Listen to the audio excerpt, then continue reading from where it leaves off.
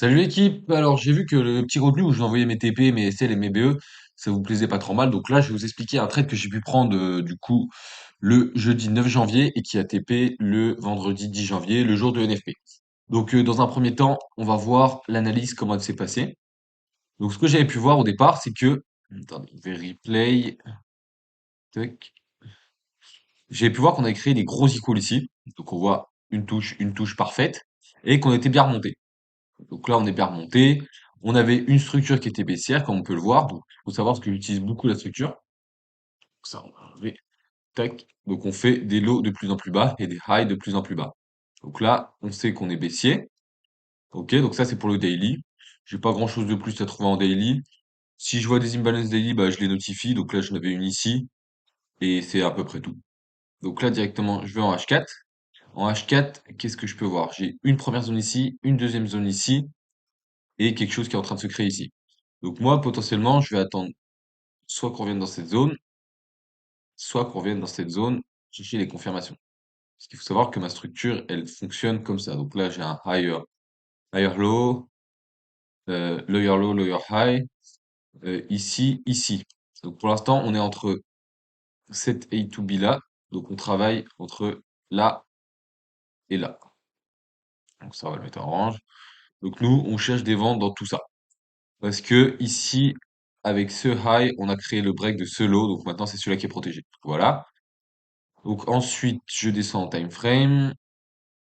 Donc là, je fais un peu avancer le prix. J'ai posé une alerte dans cette zone ici. Donc pour l'instant, rien d'intéressant. Là, je vois que le prix n'a pas trop envie de remonter. On a créé des belles liquidités aussi ici. Donc encore des icônes ici. Donc je vais voir directement à 9 heures ma structure M15 comment elle évolue. Donc là, ce qu'on peut voir sur la structure M15, tac, tac, tac, même M5, on va dire. C'est là que j'attends ma confirmation.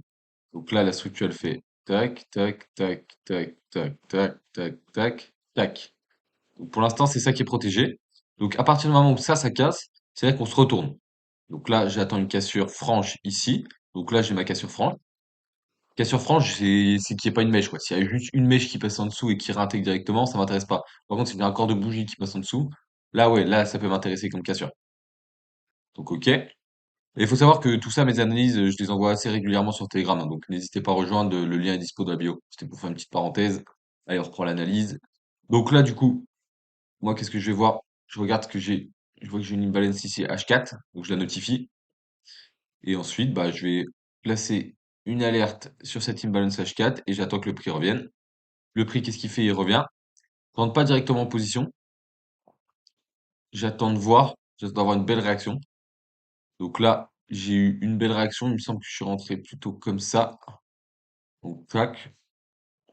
Et ensuite, bah, le prix est remonté assez haut vers mon SL.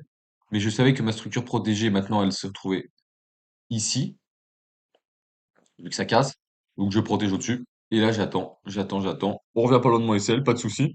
Si c'est SL, bon, bah, c'est le jeu, hein. Dans tous les cas, il y aura des TP, il y aura des SL, il peut pas y avoir que des TP. Ensuite, le prix, il ralentit, il évolue. Il range, tout le jeudi, il range, donc il a du mal. Je m'étais fixé un TP1 à ce niveau-là. Et vous allez voir ce qui va se passer. Donc là, le vendredi, il descend bien, mais il remonte. Donc pour l'instant, il n'y avait pas de raison que je me mette la BE, parce qu'il restait de l'imbalance H1 et pas mal d'icônes ici. Le truc que j'aurais pu faire, c'était trade stop à ce niveau-là. Ça, moi, j'aurais sécurisé un petit peu moins de pertes. Mais bon, j'ai laissé full risque et j'ai attendu. Et à 14h30, bah, qu'est-ce qui s'est passé? On avait NFP. Donc là, on voit bien que tout le matin, il monte, il crée le setup, il réagit dans cette zone H1, il vient prendre ses icônes, il recrée de la liquidité, donc là, il relaisse les icônes, il en recrée en plus. À 14h30, il vient liquider, il liquide même pas au-dessus. Et là, il envoie. Et moi, j'ai clôturé quelque chose par ici. Mais sinon, vous voyez, le TP est touché à la perfection. Et qu'est-ce qui se passe après le TP? Bah, le prix remonte.